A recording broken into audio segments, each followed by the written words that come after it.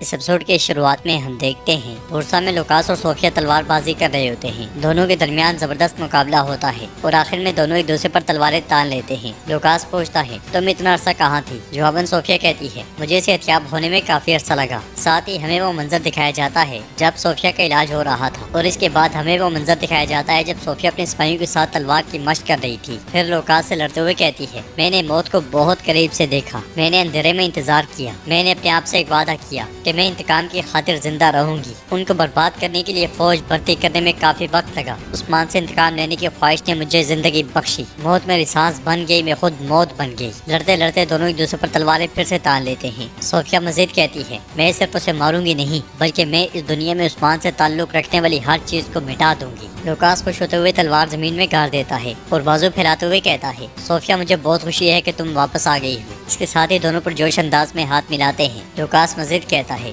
ہمارا اتحاد تاریخ کا سب سے خونی اتحاد ہوگا۔ جنگل میں عثمان صاحب کی قرارگاہ میں بیحان اور سردار گینجر موجود ہوتے ہیں۔ گینجر بیحان سے کہتا ہے کیوں بیحان بے، وہ اس قلعے کو کیسے اتنی آسانی سے دے سکتا ہے جس کو ہم نے تلوار کے زور سے حاصل کیا تھا؟ کیا ہم نے اس قلعے پر قبضہ کرنے کے لیے اپنی جان خطرے میں نہیں ڈالی؟ تو بیحان کہتا ہے عثمان صاحب کا ضرور کوئی منصوبہ ہوگا، لیکن کیا ہے مجھے سمجھ نہیں آ رہا۔ انہیں سیاست کا علم ہے۔ تو گینجر کہتا ہے نہ علم نہ سیاست۔ بیحان صاحب یہ ٹھیک نہیں ہو رہا۔ یاد رکھنا اندھے چرواہے کا ریوڑ چٹان تک پہنچنے سے پہلے ہی ختم ہو جاتا ہے۔ اسی لیے عثمان صاحب سپاہیوں کے ساتھ وہاں پہنچتے ہیں اور گھوڑے سے اترنے کے بعد آگے بڑھتے ہوئے نقشے کے پاس آتے ہیں۔ پھر ستران سے کہتے ہیں ستران یہ فسادات کو دبانے کا وقت ہے۔ ریاست کو وقتاً فوقتاً اپنا نرم چہرہ دکھانا چاہیے، لیکن کبھی کبھی لوہے کی مٹھی میز پر مارنی پڑتی ہے۔ آپ کو تلواروں سے تیز، پتھروں سے زیادہ مضبوط ہونا چاہیے۔ علاؤالدین تم یعنی شہر جاؤ اور ہاں تم سغوت جاؤ گے۔ گینجر صاحب آپ نے گجا کا دفاع کریں جو پہلے سے آپ کی ملکیت ہے۔ بیحان صاحب آپ کرجہ سار کا دفاع کریں گے۔ جو بھی فساد برپا کرتا ہے، لوگوں کو نقصان پہنچاتا ہے اور اپنے راستے سے ہٹتا ہے اسے مار ڈالو۔ کوئی معافی مانگے تو اس کا فیصلہ میں خود کروں گا، یا ریاست پر حکومت یا ہماری لاشوں پر کوے۔ اس لیے میں توران ایک شخص کو لے کر وہاں آتا ہے اور کہتا ہے حضور جیسا کہ آپ نے حکم دیا تھا میں نے سغوت میں تحقیقات کی۔ ہم نے اس کتے سے بلوا لیا ہے جس نے بغاوت شروع کی۔ وہ شخص لوکاس کے ساتھ موجود تھا، وہ جس کے چہرے پر داغ تھے۔ یہ سن کر اورحان کہتا ہے آرکادیوس۔ تو عثمان صاحب کہتے ہیں وہ جو خون سے جنگ کرتا ہے اسے خون سے ہی جواب دیا جاتا ہے۔ آرکادیوس ہاں،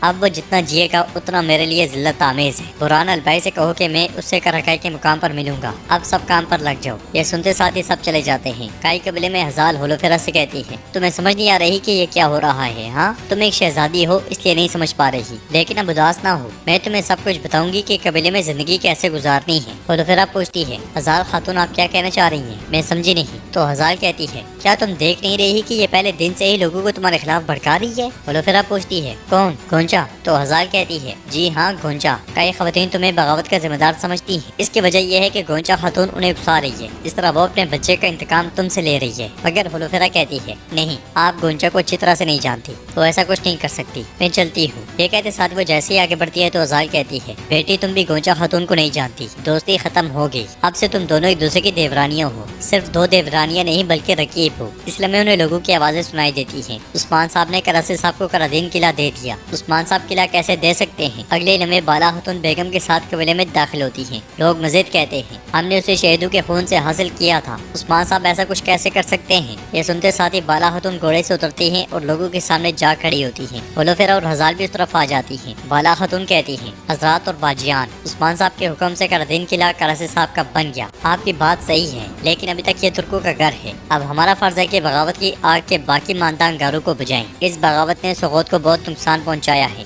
ہم سغوت بازار کی تجارت کو بڑھائیں گے، جب عثمان صاحب آئیں گے تو بتا دیں گے کہ بازار کس کو دیں گے۔ یہ کہتے ساتھ ہی بالا خاتون آگے بڑھ جاتی ہیں۔ ادھر ہم دیکھتے ہیں کہ اورحان سپاہیوں کے ساتھ سغوت کی جانب رواں دواں ہوتا ہے۔ دوسری طرف البائی بورسا کے پاس کرکائی کے مقام پہ پہنچتا ہے جہاں پہ عثمان صاحب بھی پہنچ جاتے ہیں۔ البائی ان سے کہتا ہے آپ نے مجھے بلایا حضور؟ تو عثمان صاحب کہتے ہیں آرکادیوس نامی لومڑی کی رہائش کہاں ہے؟ جواباً البائی کہتا ہے حضور وہ ارینا میں رہ رہا ہے اور سپاہیوں کو تربیت دیتا ہے، وہاں تقریبات کا اہتمام کرتا ہے، کھاتا ہے اور سوتا ہے۔ یہ سن کر عثمان صاحب کہتے ہیں ٹھیک ہے ہم اسے وہیں ماریں گے۔ مگر البائی کہتا ہے حضور معاف کیجیے گا، لیکن ارینا میں جانا آسان نہیں ہے، داخلی راستے اور ہر جگہ فوجی موجود ہیں۔ مگر عثمان صاحب کہتے ہیں مجھے بہانے نہیں چاہیے، نہ باڑ نہ دروازے نہ فوجی، ہمیں کوئی روک نہیں سکتا۔ ہم اسے وہاں ماریں گے جہاں اسے کم سے کم توقع ہوگی، ہم ہر صورت وہاں داخل ہوں گے۔ اب میری بات غور سے سنو۔ ادھر علاؤالدین سپاہیوں کے ساتھ یعنی شہر کی جانب رواں دواں ہوتا ہے۔ کائی قبیلے میں چھپ کر خواتین کی باتیں سننے والی لڑکی آ کر بیگم سے کہتی ہزال نے موقع سے فائدہ اٹھایا، محترمہ ہولوفیرا کو बताया कि गोंचा लोगों को उकसा रही है। तो बेगम कहती है तो इसका मतलब है कि हजाल ने अपनी तरफ का इंतखाब कर लिया है, उन्होंने मुझसे किला छीन लिया, अब वो बहुत खुश होगी। लेकिन मैं कसम खाती हूँ कि मैं हजाल को खुश नहीं होने दूंगी और अपनी खोई हुई ताकत दोबारा हासिल करूंगी। खातून के जाते साथ ही गोंचा वहाँ आती है और बेगम से कहती है मैंने सुना है कि उस्मान साहब ने आपसे करादीन ले लिया है, मैं इसलिए आपसे मिलने आई थी। तो बेगम कहती है उस्मान साहब ने ठीक किया। बताओ, मैंने सुना है कि खवातीन नई बहू को पसंद नहीं कर रही, तुम इससे अपने फायदे में इस्तेमाल कर सकती हो। मगर गोंचा कहती है मैं समझी नहीं, आप क्या कहना चाहती हैं बेगम खातून? तो बेगम कहती है लोगों ने हुलफेरा से मुंह मोड़ लिया है, ये काफी नहीं था कि वो ईसाई थी, अब वो रोमियो की बगावत की वजह भी निकली। इसका मतलब है कि तुम्हारा और अलाउद्दीन साहब का रास्ता साफ हो गया और तुम वो करो जो तुम कर सकती हो। मगर गोंचा हाथ के इशारे से उसे रोकते हुए कहती है मैं आपको समझ गई, लेकिन मैं ऐसा कभी सोच भी नहीं सकती। ये कहते साथ ही गोंचा जाने लगती है तो बेगम कहती है मैं तुम्हारे मुस्तकबिल के बारे में सोच रही हूँ, अगर तुमने आंखें ना खोली तो तुम सिर्फ शहजादे की बीवी ही रहोगी। मगर गोंचा कहती है हम एक मुश्किल वक्त से गुजर रहे हैं बेगम खातून, अब मैं नहीं चाहती कि अवाम भी दो हिस्सों में तकसीम हो जाए। ये कहते साथ ही गोंचा चली जाती है और बेगम कहती है इस रहमदिली से तुम सिर्फ शहजादी की बीवी ही रहोगी, चाहे तुम इसे पसंद करो या ना करो, तुम जंग में हो गोंचा। गोंचा के जाते साथ ही खातून वापस आ जाती है और बेगम उससे कहती है जब होलोफेरा ने अवाम को नाराज किया है उसके ईसाई होने का फायदा उठाओ, रोमी बगावत का फायदा उठाओ और आग भड़काओ। ये सुनते साथ ही खातून चली जाती है और बेगम कहती है इस आग में सबसे ज्यादा जलने वाली बाला तुम होगी। अलाउद्दीन जिसे तुम कहती हो कि तुम्हारा पहला मौजा है, मैं उसे तुमसे छीन लूंगी। सोगौत में बगावत का शोर जारी होता है, इसलिए मैं खान सिपाहियों के साथ वहाँ पहुँचता है। उसे देखकर लोग मजीद भड़क जाते हैं और कहते हैं शहजादा और खान राहिब का कातिल, हमला भाइयों हमला।